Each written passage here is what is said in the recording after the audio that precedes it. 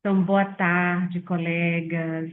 É muito bom estar com vocês nesse nosso segundo encontro acerca da obra Além do Princípio do Prazer, uma obra que nós iniciamos a fazer essa transmissão, né, na semana passada, dia 14 de novembro, e que teremos mais um encontro na próxima sexta-feira, dia 28.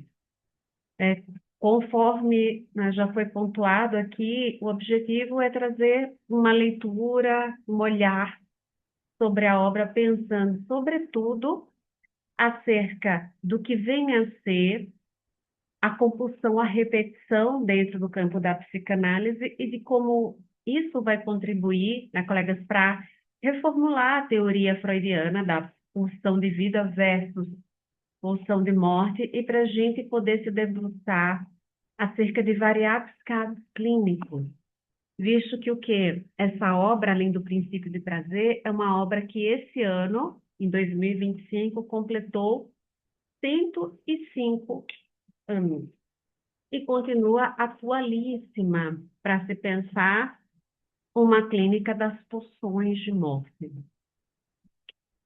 Então, ao longo do nosso encontro hoje, nós vamos falar sobre a repetição, que vem a ser a repetição na ordem do trauma e adentrarmos o campo da pulsão de morte para finalizarmos esse campo no nosso próximo encontro, no dia 28. E vocês fiquem à vontade para fazerem questões, eu vou deixar os últimos 10, 15 minutos para as nossas questões, tá bem? Fiquem bem à vontade. Então, mais uma vez aqui, dando boa noite à Conceição, à Simonete, à Larissa, que entraram depois. Vamos retomar aqui o nosso estudo do Além do Princípio do Prazer, tá? Colegas, no encontro passado, nós falamos justamente sobre o que seria a dinâmica pulsional, né?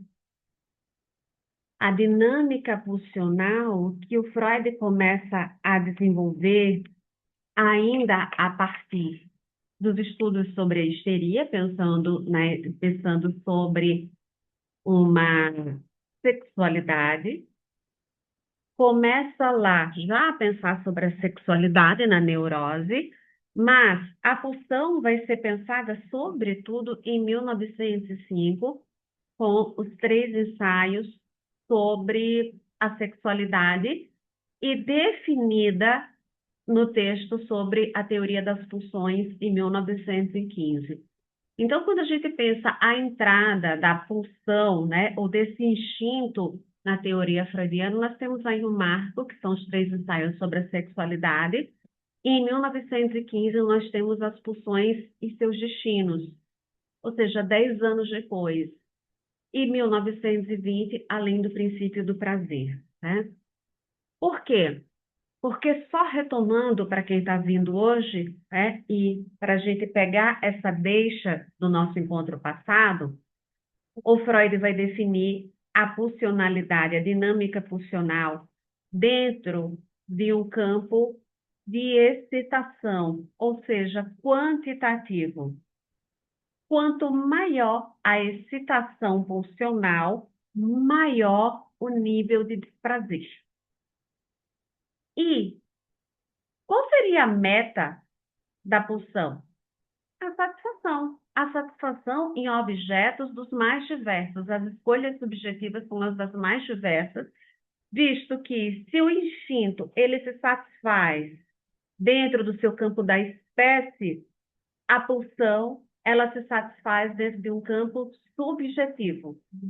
Mas Freud, como um bom médico de sua época, ou seja, ele está dentro de uma teoria da medicina e da biologia, ele vai calcar a pulsão no campo orgânico.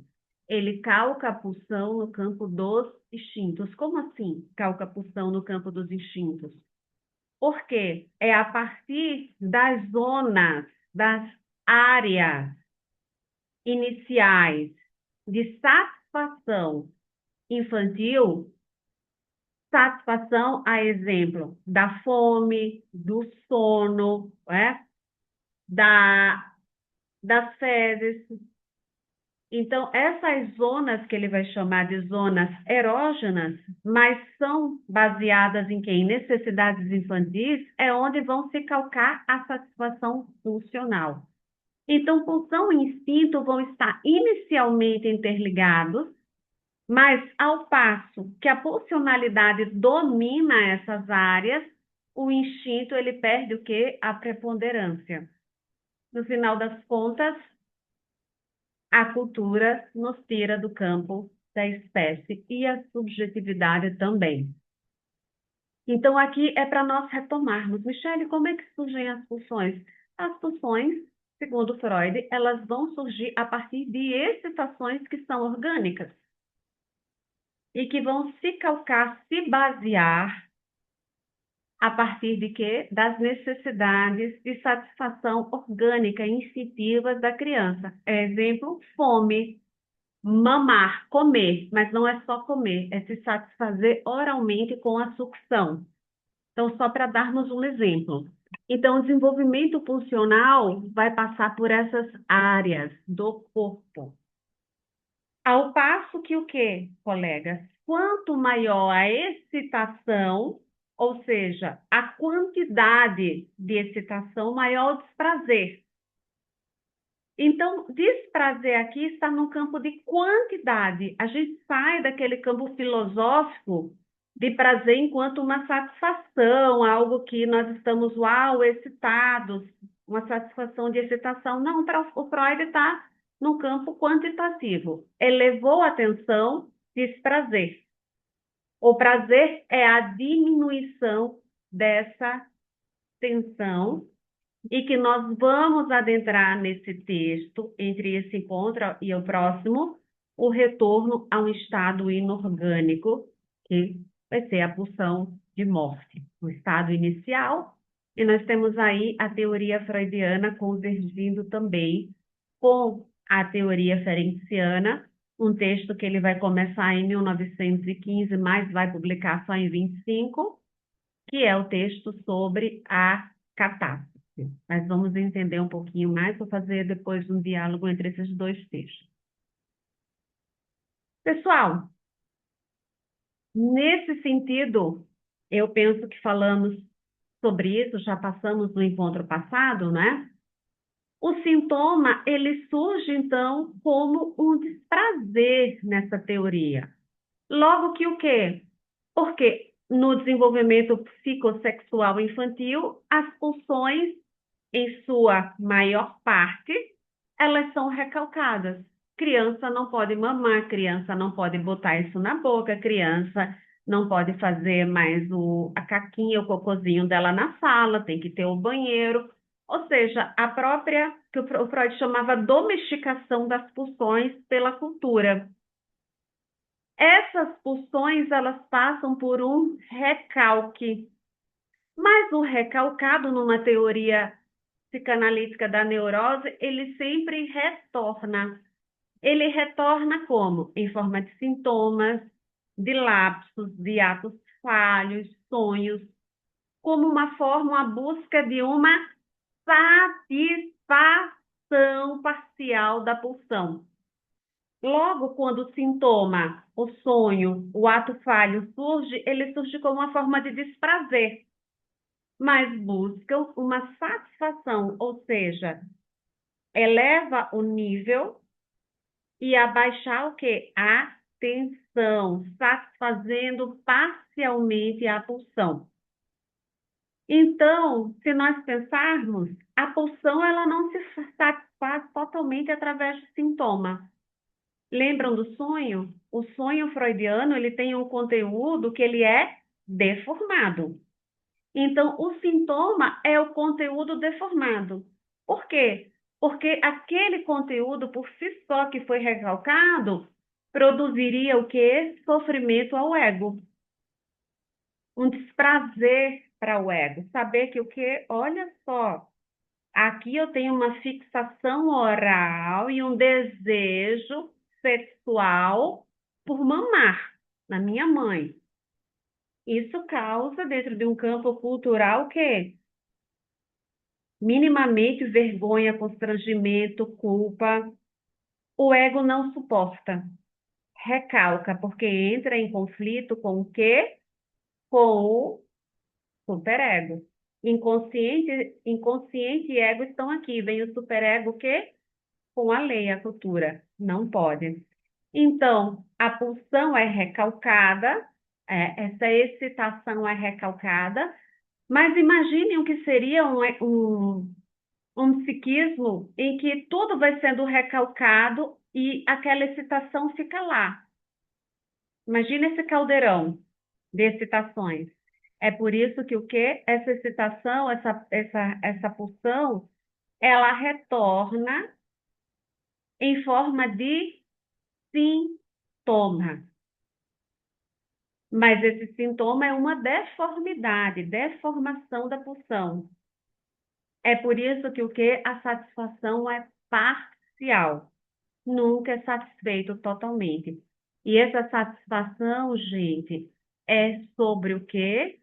Abaixar o nível da tensão que essa pulsão causa lá ou produz lá no inconsciente. Mas e aí? Vamos pensar. A primeira teoria freudiana era de que o psiquismo era regido pelo princípio do prazer. E o que que isso quer dizer? O psiquismo é regido pelo princípio do prazer. Significa que o quê?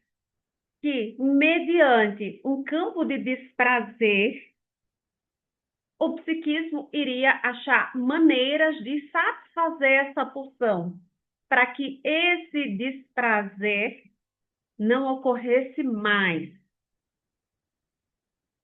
Então, o princípio do prazer traria novamente um equilíbrio para esse campo psíquico.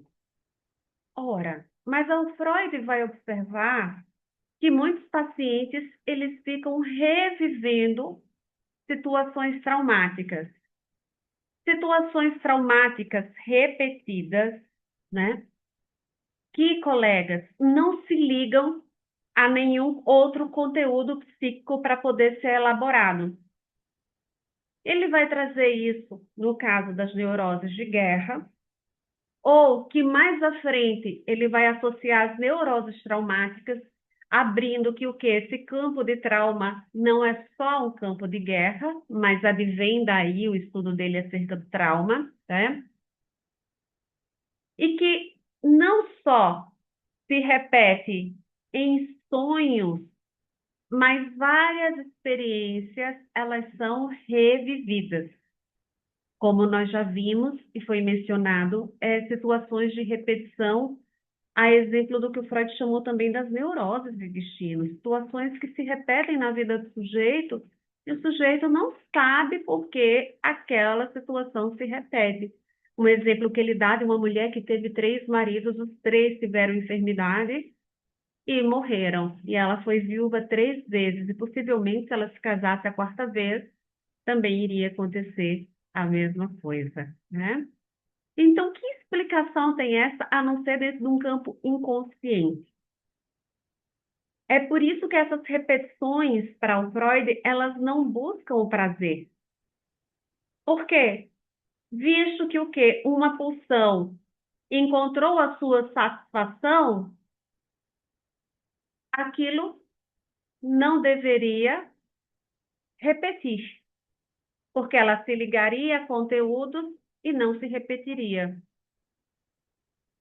Essas repetições, ao contrário, expõe o sujeito ao sofrimento, o que vai contradizer o princípio do prazer. Porque o princípio do prazer se opõe justamente a um campo de sofrimento. O psiquismo, ele buscaria uma satisfação das pulsões para poder sair de um campo de desprazer ou de sofrimento. Mas as repetições, elas expõem o tempo todo o sujeito a um campo de sofrimento, que é vivido muitas vezes de forma bastante intensa por ele. Ou seja, é como se esse psiquismo estivesse sempre em constante excitação, um nível elevado de excitação, contradizendo o princípio do prazer. Logo, o Freud vai nos trazer a seguinte questão: se o psiquismo repete situações, né, que reexpõem o sujeito ao sofrimento, então talvez esse psiquismo não seja regido pelo princípio do prazer, considerando que o princípio do prazer é aliviar o nível de excitação, de sofrimento sobre esse psiquismo. Pessoal, quando a gente pensa esse nível de alívio de excitação, de sofrimento, vocês já ouviram aquela expressão, tô de boas? Quando é que eu tô de boas? Quando nada está o quê? Me incomodando. Nada está me produzindo sofrimento, excitação pulsional. Tô de boas. Ora, para o Freud, esse seria o princípio do prazer. O nível baixo, quase zero de excitação. Psiquismo buscaria isso. Mas a repetição não deixa quase esse psiquismo o quê? Descansar, gente. Então, o princípio do prazer vai ser questionado por Freire. Nada me afeta, estou de boas, né? Hoje está tudo, não tem nada acontecendo. Aí eu saio, dou aquela topada. Voltou tudo, né? Não parece que nada, nada, nada, nada. E a gente tem aqueles pacientes, alguém já deve ter atendido a um paciente assim, que não tem como toda semana e tem uma situação extremamente penosa acontecendo. E que nós perguntamos e vamos fazer análise assim, quem é responsável por isso? Qual é a tua responsabilidade? E aí nós encontramos o responsável, que é aquele psiquismo que vai produzindo aquilo nas relações com os outros. Ou seja, é como se eu não pudesse ficar em paz. Produção de situações de sofrimento, situações dolorosas, repetição. Isso que às vezes a gente consegue identificar pela clínica hoje, né? O Freud estava estudando lá como pode esse psiquismo ficar produzindo isso, né? Essa série de situações que vão respor, colocar o sujeito em situações que são análogas às que já causaram sofrimento. Ou seja, cadê as defesas desse psiquismo? Aqui é o nosso eixo central, colega. Aqui o Freud vai retomar um termo que ele já traz no campo da fobia, que é a angústia. Ele já havia trazido esse termo no campo da fobia, angústia, que é um conceito que ele vai trabalhar também ao longo da sua obra. E em 26, se eu não me engano é 26, 25 ou 26, ele tem inibição, sintoma e angústia. Por quê, colega? Sofrimento. Se há uma situação que pode nos causar algum tipo de sofrimento, o psiquismo, ele nos prepara de um perigo com esse sentimento, essa emoção, esse afeto. Afeto que o Freud vai chamar de angústia. Colega, a angústia, ela não é ruim. Na psicanálise, a angústia é o que nos faz, é o que movimenta o desejo. O desejo nos salva da nossa própria angústia, da falta. A angústia, ela nos prepara para um perigo, para um certo perigo. Entretanto, quando a angústia nos prepara para um perigo, ela nos põe num campo de defesa. Então, percebam, quando eu tenho o meu campo de angústia, eu vou sair pela rua. Eu vou sair na rua, vou estar lá passeando com meu fonezinho, não estou nada angustiado. Se alguém me pega por trás e põe uma arma na cabeça, uau! Aquilo, olha, foi da ordem de quê? De um susto. Meu psiquismo nunca imaginou o que é uma situação dessa. Ao passo que o quê? Que aquele sujeito que está na rua e pensa, não, não vou atravessar aqui porque pode ter, aqui é um local escuro à noite, eu posso encontrar algo indesejado e etc. Olha só, esse sujeito, ele já, aqui eu não estou dizendo que você tem que andar na rua com medo não, tá, pessoal? É só um exemplo. Esse sujeito, ele já está mobilizando um afeto que está produzindo algum tipo de defesa psíquica caso venha algo acontecer. Agora, claro, colega, se a gente tiver com angústia o tempo todo, esse afeto o tempo todo, a gente vai ter aí um grande tipo de desconforto. O Freud está trazendo aqui a angústia como uma defesa, um preparo para uma situação de perigo, nos prepara para um certo perigo, né? E o nosso psiquismo, olha, o nosso inconsciente tem um alerta para situações, né? Então, ele vai definir angústia, diferenciar angústia de medo e de terror. Para o Freud, o medo ele possui um objeto específico. Eu tenho medo de tal coisa. O medo não é um afeto sem um objeto. A angústia prepara para um certo perigo. O que? Eu posso encontrar um objeto do qual eu tenho medo. Olha só, um ladrão. Vamos pensar, um ladrão, um assaltante.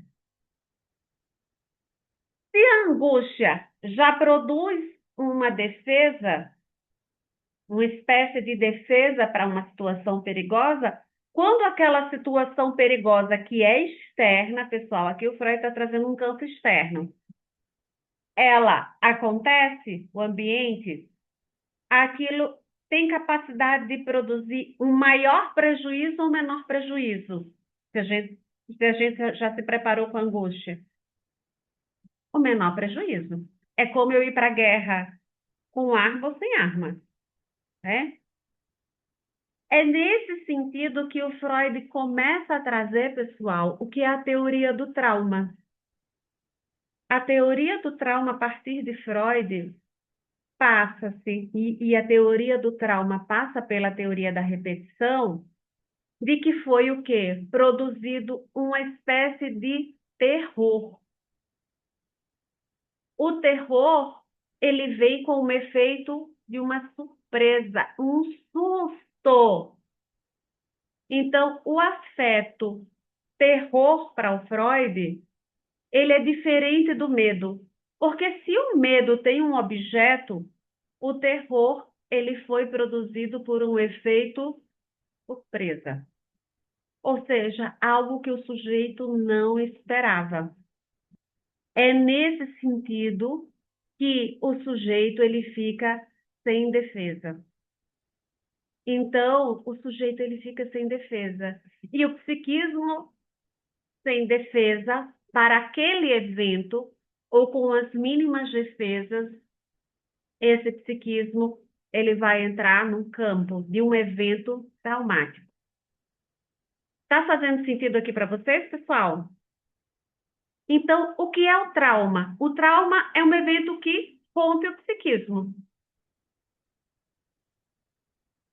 Vejam-se que aqui o Freud está adentrando uma teoria do trauma que vai se diferenciar da teoria do trauma da fantasia sexual. É um outro trauma. Por quê? Porque o trauma que ele traz da fantasia sexual infantil era do próprio campo erótico infantil, que a criança não conseguia lidar com aquele campo de excitações. E sim, aqui é uma quantidade de excitação, mas essa quantidade de excitação, ela é produzida por um efeito surpresa. Então, a nossa questão é o trauma, ele produz uma ruptura psíquica por uma quantidade de excitação. Eu costumo dizer que o trauma, ele esgarça o tecido psíquico. Sabe o que é o esgarçar o tecido quando você puxa, pega um tecido e você puxa assim, ele esgarça? Por que que ele esgarça? Porque a força que atingiu aquilo ali, olha, não foi mais alta do que a defesa daquele tecido, né? A força com que aquilo foi puxado era maior do que a tração, né, que ele suportava. Aqui a gente entrando bem no campo mecânico, a tração. E isso é importante porque o Freud vai trazer isso mesmo. Ele fala, inclusive, né, ele traz o exemplo da vesícula, que é a célula, né, com a proteção diante de quê? De efeitos externos, que eu vou trazer daqui a pouquinho para nós. Tá, mas aí a nossa questão, a gente já tem aqui uma definição de trauma. O trauma, ele vai se dar, e o Freud vai retornar esse campo do trauma, é um campo que ele cita, depois retorna. O trauma, um trauma ocorre porque ele é um evento surpresa.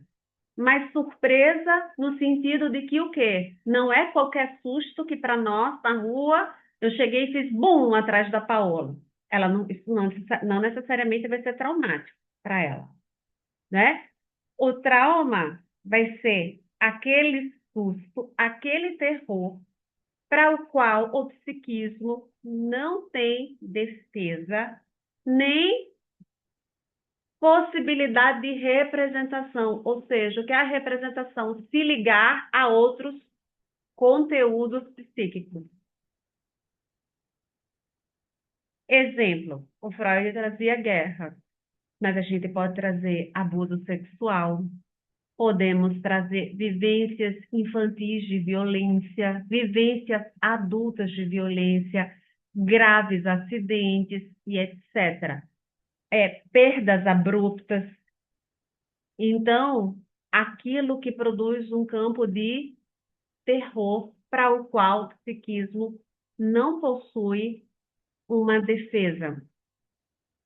Michele, então, nosso psiquismo está garantido que se eu tenho defesas psíquicas, eu não vou me traumatizar?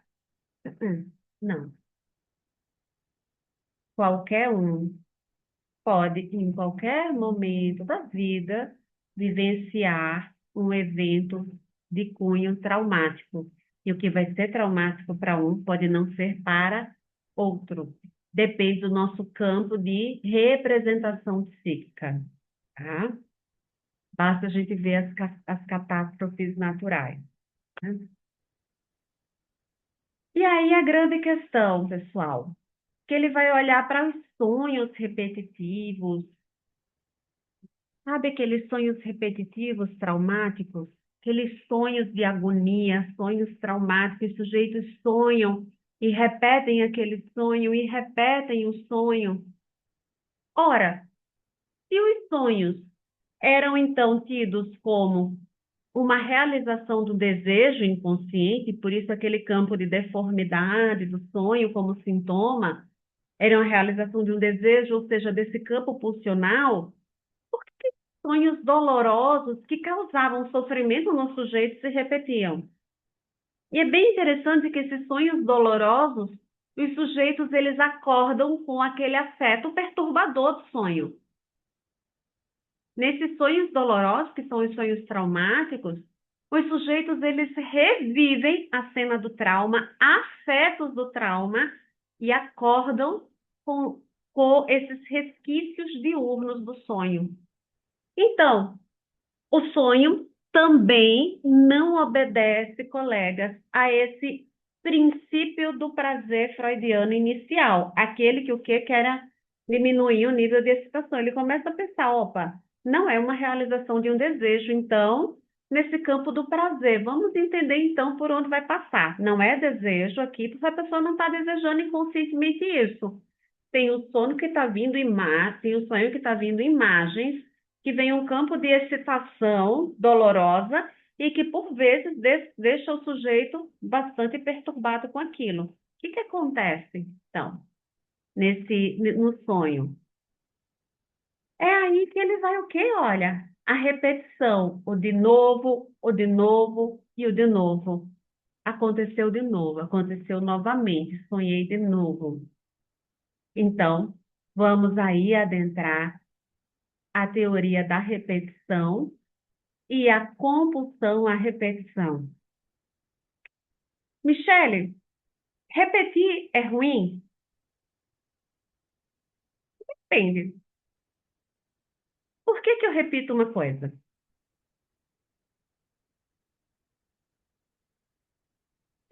Vocês têm uma música que vocês gostam muito e vocês já ouviram várias vezes essa música?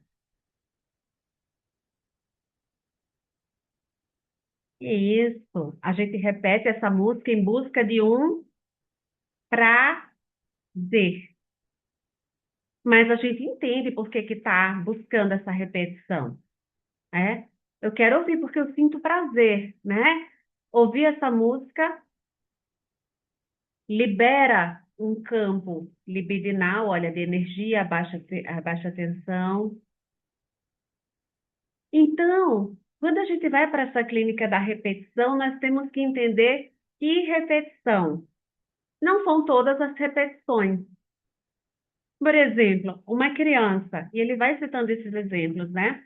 Uma criança que brincou, ouviu uma historinha a primeira vez, ouviu um filme a primeira vez, e ela vai pedindo o quê? De novo, eu quero ver. Paula, quantas vezes você viu o Rei Leão quando era criança? Muitas, aposto, porque você é da geração do Rei Leão, né, Paola? Eu já não sou mais, mas eu vi Free Willy várias vezes. Então, veja só. Chorava vendo aquela baleia, ia de novo e chorava vendo a baleia, e chorava. Então, vamos lá.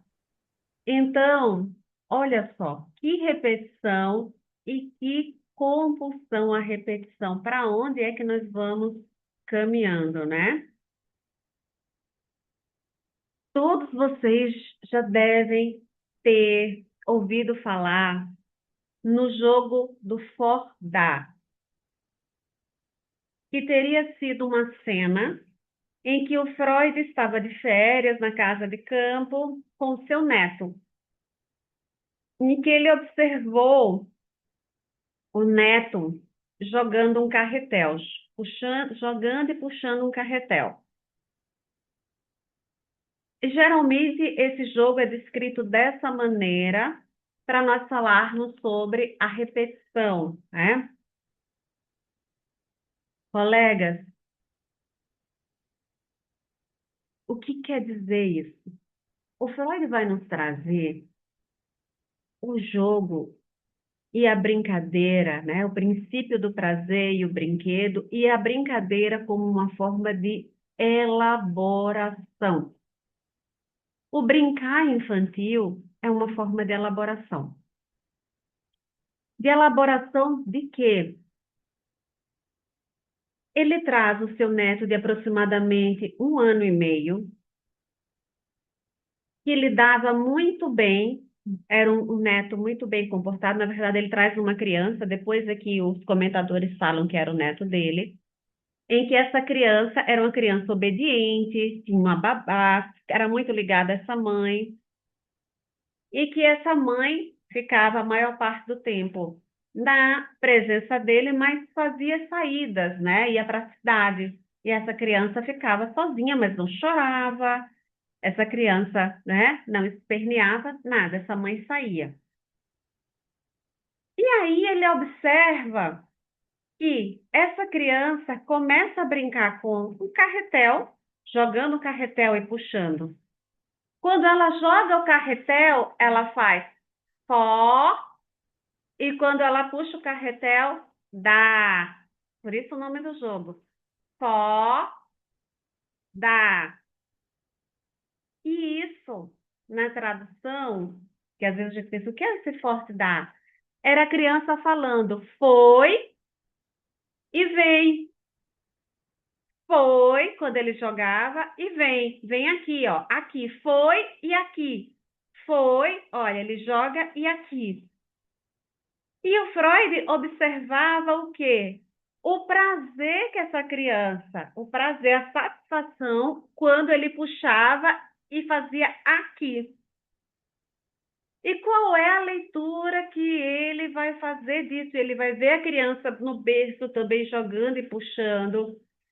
Vai dizer, olha só, o brincar, o brincar é uma repetição de uma cena infantil, em que o foi que ele joga é a mãe indo embora, ou o que ele gosta indo embora, e o aqui, que é o dá, é quando ele puxa algo para ele e ele o quê? Tem o controle. E ele vai dizer, é o que se dá nas brincadeiras de criança. Quando a criança atira algo longe, porque ela está encenando o desaparecimento da mãe. Quando ela pega algo para perto dela e prende na mão, que é a tentativa de controlar. E ele vai trazer a elaboração de que o quê? De que a criança repete, olha, repetição, repetição no jogo. A repetição no jogo é uma tentativa de elaboração de um afeto que causa desprazer, que é a falta da mãe. Olha a função da repetição no jogo. Então ele traz isso para as brincadeiras em geral. As crianças elas brincam. Nas brincadeiras tem o campo de agressividade, tem o campo do ganhar e perder. E todas essas brincadeiras infantis e a repetição das brincadeiras são formas de tentar elaborar afetos que lhes são penosos e ensinar e se colocar no mundo.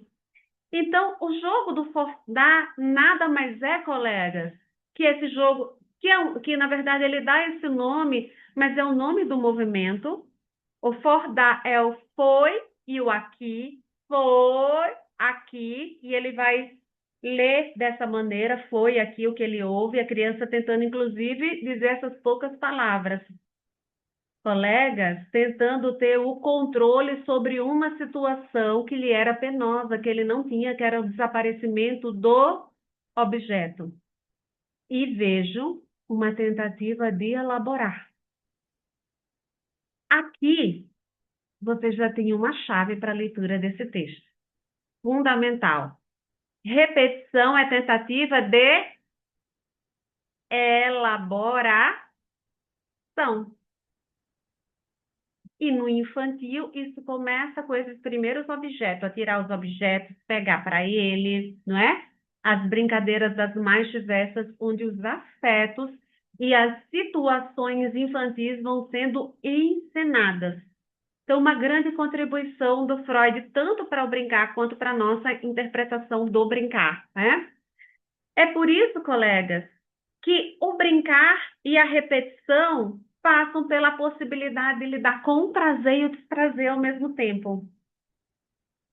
Então, a repetição do desprazer é uma possibilidade de lidar o quê?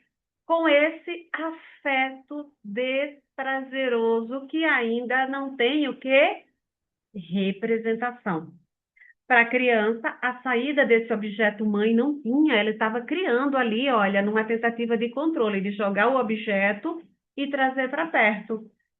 Porque a mãe sempre voltava. O prazer que o Freud observa quando essa criança tem o que? A satisfação, o prazer estampado. Quando ele tem o controle, a coisa vem para perto dele. Veio.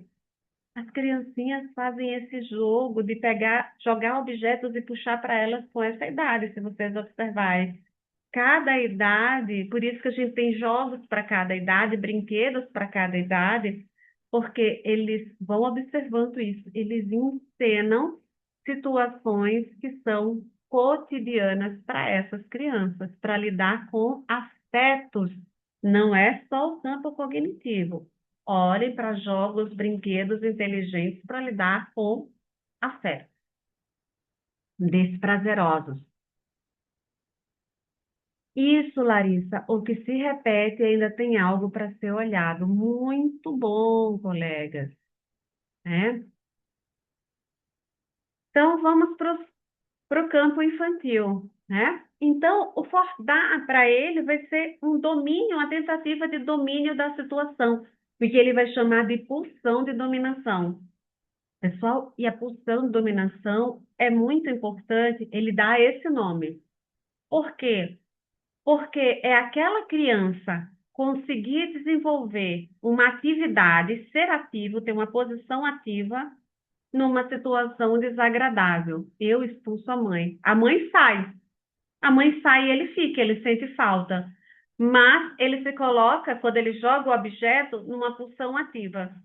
Desculpe, numa posição ativa. Eu expulso a mãe. Eu que domino a situação. Ela não sai porque ela quis, não. Fui eu que expulsei. A gente vê isso em adulto, viu? Não foi ele que acabou comigo. Fui eu que acabei. Olha só. Olha o campo adulto. Para tentar ser ativo numa situação que foi desagradável, pessoal. É fantástico isso, a pulsão dominação que ele vai chamar, né? Mas é se colocar ativo no lugar onde eu não tenho controle e me é desagradável. O outro fez e me deixou sozinho, né?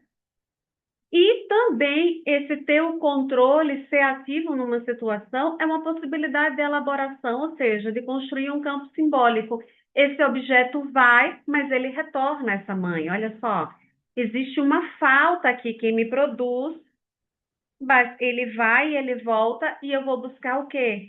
Construir representações para a falta dessa mãe, que não é ausência, é a mãe faltar, a mãe poder sair, o objeto poder se distanciar. Tá fazendo sentido até aqui, pessoal? Então, controle. As crianças, elas buscam ter controle sobre os jogos, elas não querem perder, e aí nós vamos ver todo um campo sendo desenvolvido, um campo psíquico. Então, vamos continuando aqui, né? Mas e a repetição das situações desagradáveis? E a repetição de situações desprazerosas, ativamente ou passivamente, vai ser colocada pelo Freud como uma espécie de neurose de destino. Ele vai dando nomes. Neurose de destino. E que situações seriam essas, colegas, desagradáveis? Por exemplo, eventos que foram desprazerosos na época infantil, como que abandono. Esses eventos eles teriam sido esquecidos, ou seja, não estariam mais no campo de uma consciência, lembrados, não eram facilmente lembrados, não é recalcado, tá, pessoal? Não é recalque. Esses eventos, eles não teriam sido, porque não são eventos que foram desprazerosos. Exemplo, um abandono infantil, crianças que se sentiram muito sozinhas na infância. Vou dar um exemplo. Vou construir aqui um exemplo. Esse evento dessa solidão infantil, ela foi esquecida, mas esse sujeito, os 5 namorados que ela teve, fizeram com que ela se sentisse também sozinha, abandonada. Vou dar um exemplo aqui. Chega uma paciente lá na clínica da Simonete. Ah, Simonete, eu estou aqui numa relação em que eu sinto que eu fico sozinha para tudo. Essa pessoa me deixa sozinha para tudo. Simonete vai ouvir aquela relação. A pessoa chegou com aquele sofrimento. Ele disse que não, ele disse que está sempre do meu lado, mas eu me sinto sempre sozinha e eu acabo fazendo várias coisas sozinha sem ele. E eu queria muito poder contar com alguém. Olha só. A Simonete vai ouvir. E como foram as tuas relações anteriores? E vai ouvindo um gancho ali de que, em situações distintas, aquele sujeito se sentia sozinho. Ah, não, o meu primeiro marido foi muito bom.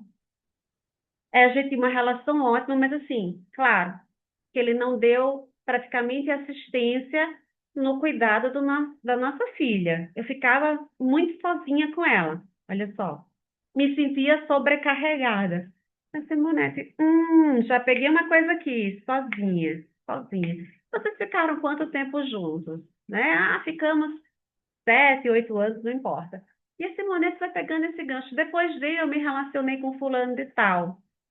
Era uma relação muito boa, gostava muito de fulano, né? Mas fulano viajava muito. Ele viajava e muitas vezes ele se ligava o celular e eu não sabia onde é que ele estava. Eu ficava assim, eu ficava pensando, mas como é que eu estou nessa relação? Ele dizia que estava a trabalho, mas eu me sentia sozinha. Olha só, tá ouvindo. Quando a gente vai chegar ao que a gente chama de raiz, né? Simonete vai perguntar, e a sua infância, como era?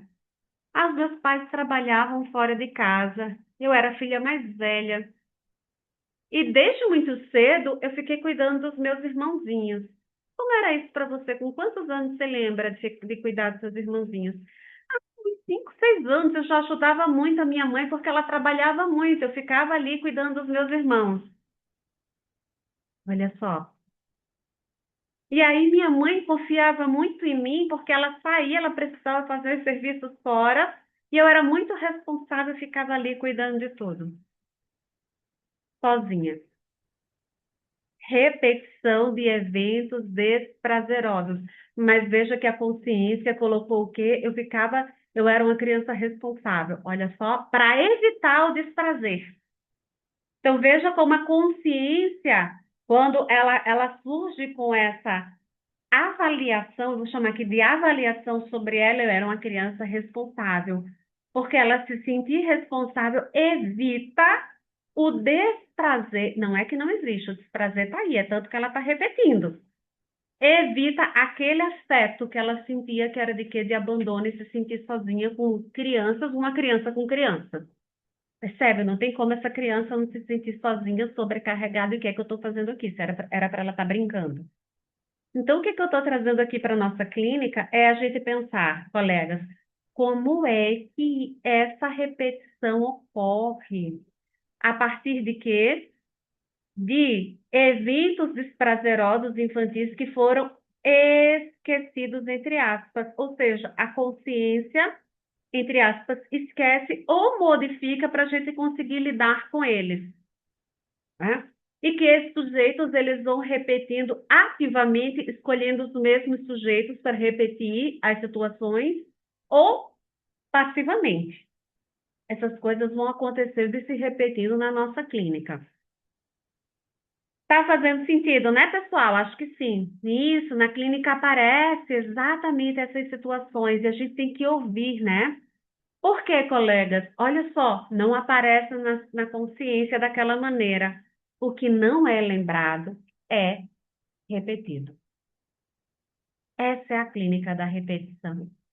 Então, quando a paciente traz isso, que o quê? Ah, eu era uma criança responsável. A gente diz, mas o que que você acha de uma criança de 5 anos ser responsável por outra? Você acha que uma criança de 5 anos tem condições de se responsabilizar sequer por ela? Ela não precisa de um responsável? Aí o sujeito entra em contato com a realidade para que ele possa olhar para isso e que afetos ele vai suportar e conseguir elaborar, ou não, né, sobre isso. Então, claro, a gente não faz esse tranco aqui, eu estou trazendo, mas vamos colocar de outra forma e aos poucos para que ele possa olhar o quê?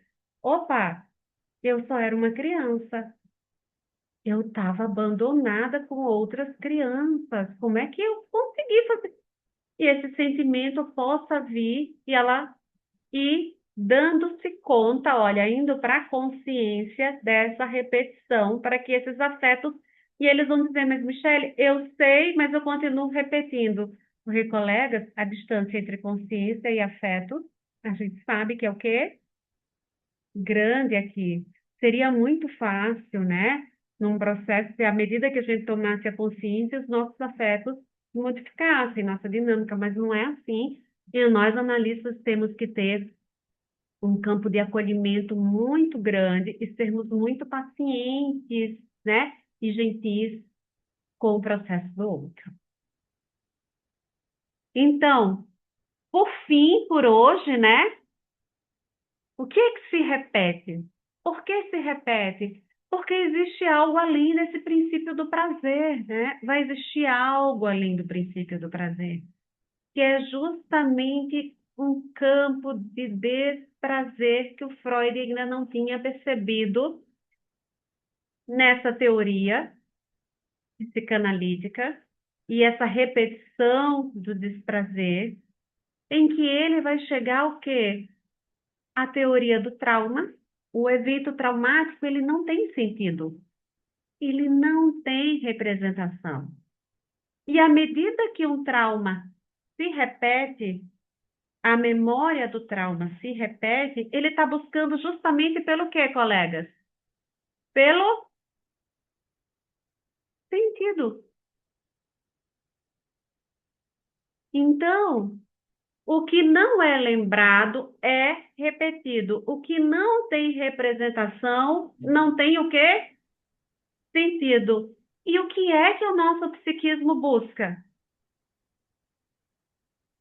O sentido. Porque é o sentido que promove o quê?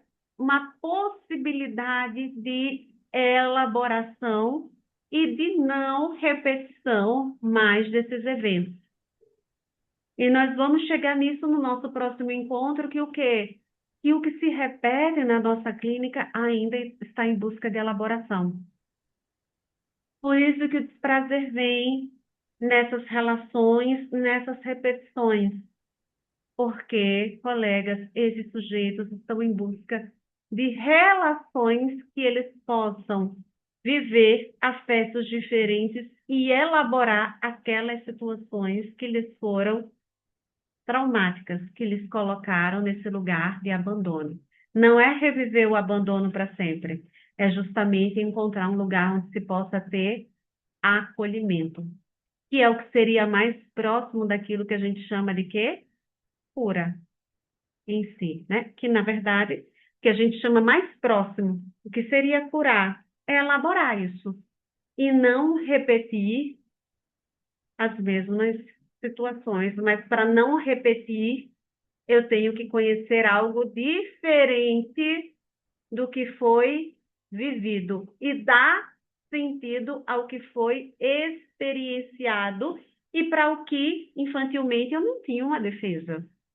Olha só, o trauma infantil, a criança não tem a defesa para aquilo, a defesa psíquica para aquele afeto de abandono. Então eu crio, eu sou forte, eu dou conta. E ela possa se sentir vulnerável aqui e não dar conta. É para isso que a gente caminha nessa clínica. Mas vamos chegar lá no nosso próximo encontro. Como estamos até aqui? Isso, Raquel, repetir buscando um desfecho diferente.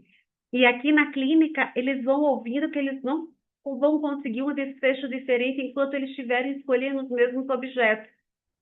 Só que, ao passo que antes a escolha era inconsciente, à medida que isso vai se tornando consciente, essa história infantil se torna consciente, eles podem fazendo outras escolhas, porque eles começam a identificar quais são as características do objeto. Aí também vem a resistência, né? Que é lidar com o que é diferente, o desconhecido.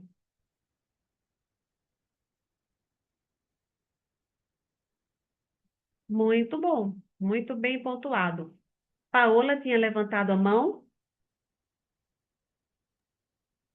Sim, é que tu tinha feito uma pergunta e aí não sei se para os outros também aconteceu isso, mas falhou a internet e aí tu fez uma pergunta e aí quando voltou tu já tinha respondido, mas eu não peguei a tua resposta. Ah, eu também não sei qual foi a pergunta. Deve ter sido a pergunta do... Eu acho que vai ficar gravada.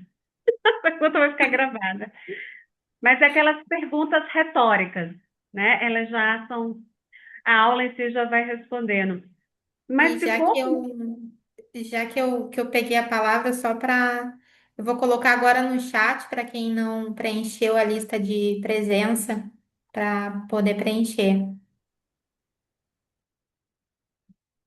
Muito bom. Então, Raquel, essa questão, né? Não entendi exatamente porque esse processo não é considerado recalque. Você conseguiu entender agora? porque não é recalque da pulsão. Não tem uma pulsão, não tem um conflito intrapsíquico aqui. Porque para a gente ter recalque, tem que ter um conflito do que é o desejo inconsciente com o ego, né? Aqui a gente está na clínica do trauma.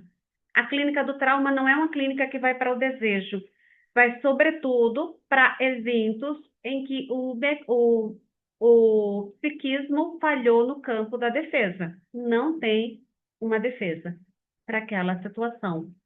Então, se não tem uma defesa, vem com uma intensidade, causa uma grande intensidade de excitação, mas não encontra um outro conteúdo para se ligar, para elaborar. Então fica aquela carga de excitação e que vai retornando, por isso desprazer, nas repetições. Ou a exemplo, repetições de vida, ou a exemplo de repetições de sonhos. Então a pessoa vai vivendo aquela carga e não elabora, não sai daquele ponto, né? Mas a repetição é justamente essa tentativa de ter um desfecho diferente. E a possibilidade de desfecho é quando vem aqui para a clínica e começa a entender de onde vem tamanho desprazer, né? Que é um desprazer diferente, por exemplo, do neurótico, é uma intensidade muito mais alta. Por quê? Porque no neurótico, vamos pensar, na neurose clássica, histeria, a histeria, a obsessão e a fobia, colocando aqui a fobia como as neuroses clássicas que o Freud trouxe, esse sujeito se satisfaz parcialmente no sintoma. Isso aqui não tem satisfação parcial. Isso aqui retorna um campo de intensidade quando revive as mesmas situações, experiencia aquelas situações em outros contextos.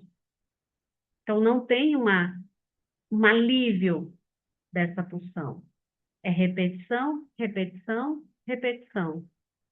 Prazer, intensidade de desprazer, intensidade de desprazer, intensidade de desprazer. É por isso, Raquel e colegas, que na clínica das neuroses, por exemplo, nós temos ali o sujeito que chega num campo sintomático, ele muda de sintoma para outro. Aqui ele repete, lá ele vai mudando os sintomas, até conseguir lidar com os conteúdos recalcados, com os afetos e conteúdos recalcados. Aqui é um excesso afetivo, que é um excesso de pulsão. O afeto, ele não passa por um campo aí de recalque, ele está em excesso nessa clínica. Por isso, a repetição. E esse excesso é o campo do desprazer, né? É o que produz o desprazer. Como estamos até aqui? Listos? Fez sentido hoje o percurso? Adriana, Conceição, Larissa, Simone, Yasmin, Jane, Simonete, Raquel, Vanessinha, Paulita, tudo ok? Muito bom. Provavelmente segunda-feira já vai ser compartilhado para vocês o vídeo. E sexta, caminhamos para a pulsão de morte, então, e o que é que ela tem a ver, né? Onde é que ela entra agora nessa nova teoria das pulsões freudianas, né? Que é uma nova teoria pulsional. Nós vamos ver esse retorno que o Freud vai fazer ao campo inorgânico.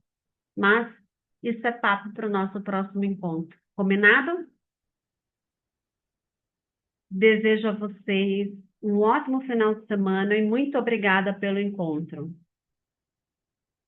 Tchau, tchau, pessoal. Obrigada, Michele. Tchau, tchau. Tchau.